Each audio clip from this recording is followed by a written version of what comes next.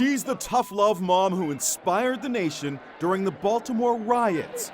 Toya Graham tried to smack some sense into her son when she caught him taking part in the upheaval that rocked the city almost exactly 1 year ago. Get over here! Toya's no-nonsense attitude made her a national celebrity and earned her the title Mom of the Century. I wish all of the parents in Baltimore would take on her spirit. Hi. How are you, young man? And here they are today.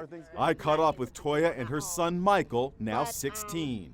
After a while, everything settled down and pretty much got back to normal. Looking back, she says there's only one thing she would change about her outburst. I wouldn't have used so much foul language. But everything else, when it came down to my son and getting him from down there, I would have did the same thing.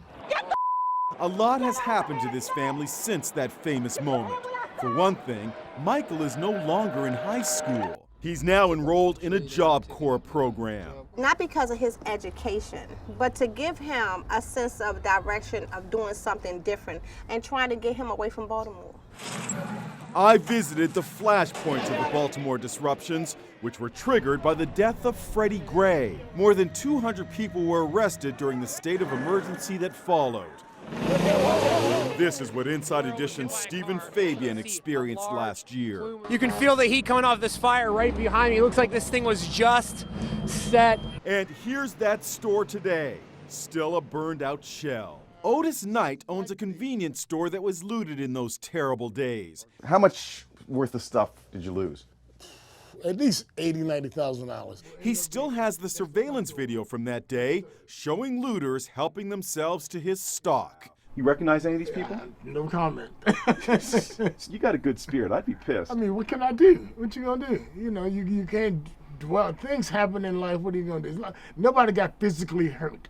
Remember this aerial footage? The CVS pharmacy ablaze. One of the most disturbing images from those nights of violence occurred right here, when the CVS store was looted and burnt to the ground. It has since been rebuilt and is reopened for business. I tagged along with Detective Donnie Moses of the Baltimore Police Department. He told me he and his fellow officers are changing tactics as a result of the anti-cop rage that erupted last year. We reach the young kid, we get out, we interact with someone's grandmother, the softer side of policing, the actual serving side of it. It's something that has to happen one officer at a time with one citizen at a time. Kevin Davis is Baltimore's new police commissioner.